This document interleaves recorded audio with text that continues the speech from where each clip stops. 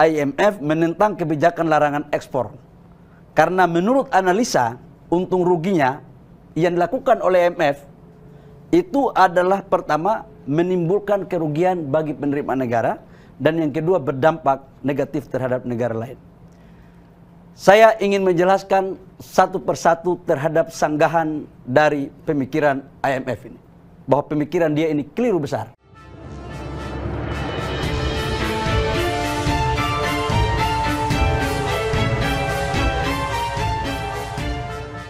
Assalamualaikum warahmatullahi wabarakatuh. Salam sejahtera untuk kita semua, salam budaya.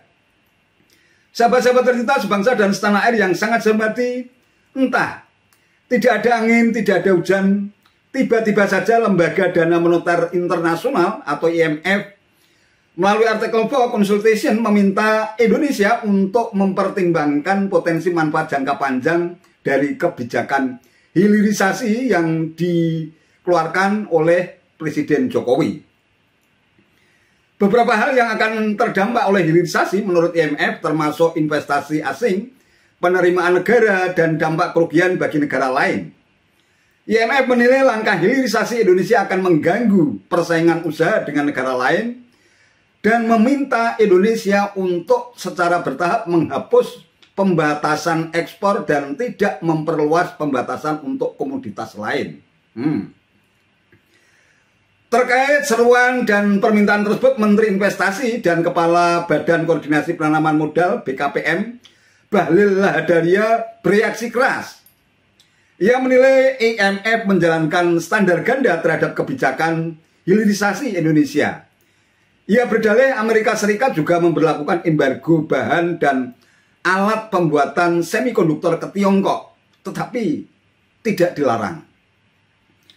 Menurut saya ada standar ganda yang dibangun di saat yang sama negara-negara lain melarang ekspor seperti Amerika.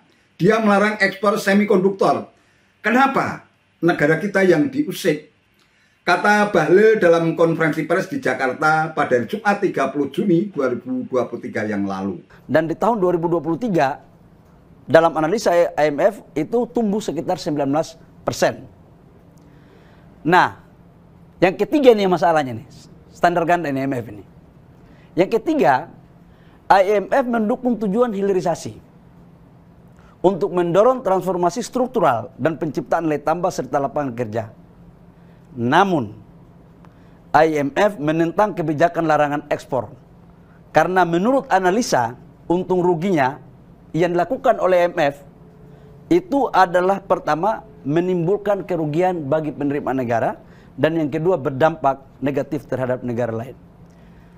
Saya ingin menjelaskan satu persatu terhadap sanggahan dari pemikiran IMF ini, bahwa pemikiran dia ini keliru besar. Yang pertama, bahwa untuk FDI kita itu betul akan tumbuh sekitar 19% ke atas. Bahkan di kuartal pertama itu ada datanya, tolong dilihat, itu tumbuh 20% lebih FDI kita. Dan FDI ini di luar hulu migas, di luar sektor keuangan. Ini adalah sebuah kepercayaan publik global kepada Indonesia dalam menerapkan berbagai kebijakan ekonominya, termasuk dalam melakukan reform terhadap berbagai regulasi yang memperlambat proses investasi. Dan kepercayaan kepada pemerintah. Jadi, mohon maaf teman-teman, sekalipun kita sekarang sudah masuk di tahun politik, trust global kepada Indonesia di bawah kepemimpinan Bapak Presiden Joko Widodo itu sangat kuat sekali. Saya baru balik dari Amerika soalnya. Yang kedua, IMF mengatakan bahwa negara kita rugi. Ini di luar nalar berpikir sehat saya. Dari mana dia bilang rugi? Tahu nggak? Dengan kita melakukan hilirisasi, itu penciptaan nilai tambah itu sangat tinggi sekali di negara kita. Contoh, hilirisasi kita di nikel. Ekspor kita 2017-2018 itu hanya 3,3 miliar US dollar. Begitu kita menyetop ekspor nikel, kita melakukan hilirisasi, ekspor kita di 2022 itu hampir 30 billion US dollar, 10 kali lipat. Teman-teman tahu nggak? 2016-2017 defisit neraca perdagangan kita dengan China itu 18 billion US dollar. Akibat hilirisasi, kita dorong ekspor kita tidak lagi berbentuk komoditas, tapi sudah berbentuk setengah jadi dan barang jadi. Di tahun 2022, defisit neraca perdagangan kita dengan China itu hanya 1,5 billion US dollar. Dan di kuartal pertama, di 2023, itu kita sudah surplus 1 billion US dollar. Ini biar teman-teman catat ini. Jadi IMF jangan dia ngomongnya ngaur-ngaur gitu. Yang kedua, dengan hasil hilirisasi ini, surplus neraca perdagangan kita sudah sampai dengan 25 bulan sekarang ini. Dan neraca pembayaran kita juga mengalami perbaikan dan bahkan terjadi surplus. Ini akibat apa? Hilirisasi. Yang berikut, nilai tambah. Katanya pendapatan negara nggak dapat. Tahu nggak teman-teman? 2021, 2022, alhamdulillah target pendapatan negara tercapai terus. Yang tahu pendapatan negara tercapai tambah atau tidak bukan IMF, kita pemerintah Republik Indonesia. Dan tidak hanya berbicara tentang pendapatan negara, akibat hilirisasi itu terjadi pemerataan pertumbuhan ekonomi di daerah-daerah, terutama kepada daerah-daerah penghasil dari komoditas bahan baku. Kita ambil contoh, Maluku Utara. Dulu sebelum ada hilirisasi, kan ada Antam di situ. Antam mengambil bahan bakunya aja tanpa bangun smelter di sana. Pertumbuhan ekonominya di bawah pertumbuhan ekonomi nasional. Sekarang pertumbuhan ekonomi Maluku Utara di atas pertumbuhan ekonomi nasional. 19%, bahkan dalam tahun kemarin sampai dengan 27%. Lapangan pekerjaan tercipta. Di Sulawesi Tengah, di Sulawesi Tenggara, pertumbuhan ekonominya semua di atas pertumbuhan ekonomi nasional. 8%, 9%. Jadi sangatlah tidak rasional. Bahkan saya mempertanyakan data IMF ini untuk kemudian mengatakan bahwa mengurangi pendapatan negara. Dalam konteks pajak ekspor komoditas, iya. Tetapi yang harus kita lihat adalah komoditas kita ketika kita membangun hilirisasi itu akan menghasilkan pendapatan PPh badan, PPN, kemudian PPh pasal 21 dari tenaga kerja. Dan harus dilihat bahwa hilirisasi itu bukan hanya pada konteks untuk menciptakan nilai tambah. Tapi hilirisasi itu dilihat sebagai bentuk kedaulatan bangsa. Jadi kalau ada siapapun yang mencoba untuk mengatakan hilirisasi itu adalah sebuah tindakan yang merugikan negara, itu kita pertanyakan pemikiran ada apa di balik itu. Termasuk kita dalam negeri.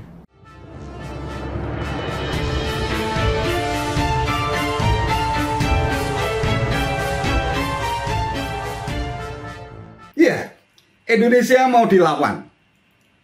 IMF mengira Indonesia masih stagnan seperti dulu ketika IMF memiliki kekuatan sakti untuk mengendalikan dan menguasai negara-negara berkembang.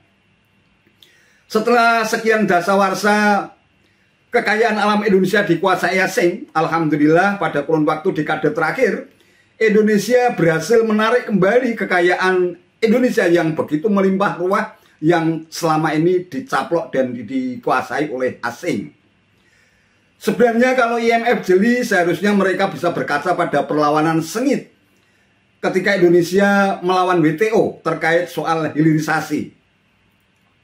Indonesia sekali lagi bukanlah negara lemah, melainkan negara besar dengan kekuatan nyali yang luar biasa pula. Dalam konteks ini tentu kita sangat sepakat dengan pernyataan Menteri Investasi Bahlil Lahadalia yang tidak mau tunduk apalagi mau didikte oleh IMF. Tentu rekam jejak IMF yang berlagak seperti seorang dokter yang ingin menyembuhkan penyakit, namun mungkin salah diagnosis.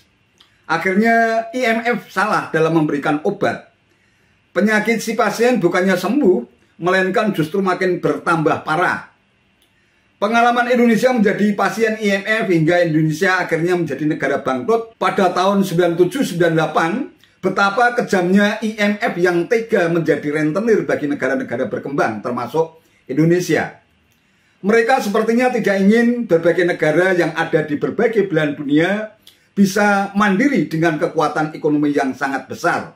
Kini seiring dengan kekayaan alam Indonesia yang sudah mulai diolah dan terindustrialisasi secara mandiri, jelas akan menjadi modal kekuatan ekonomi Indonesia menjelang 1 abad Indonesia emas ketika Indonesia mampu mencapai masa kemasan tahun 2045, di mana Indonesia akan menjadi negara besar dan maju dengan kekuatan ekonomi dunia pada urutan keempat atau kelima setelah Cina, India, Amerika Serikat, Jepang, atau Indonesia.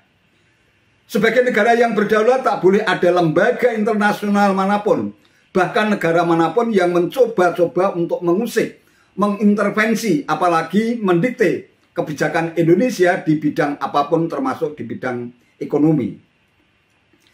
Kalau IMF lagi melakukan tes untuk menjajaki kekuatan ekonomi Indonesia, bolehlah. Tapi untuk selanjutnya hentikan itu. Sia-sia saja IMF melakukan hal itu karena Indonesia sekali lagi bukanlah negara lemah yang gampang didikte dan dikendalikan lewat iming-iming uang pinjaman. Indonesia sudah sangat kenyang pengalaman pahit semacam itu, betapa kejamnya IMF dalam memperlakukan pasien-pasiennya. Itu saja yang bisa saya sampaikan. Terima kasih atas perhatiannya. Wassalamualaikum warahmatullahi wabarakatuh.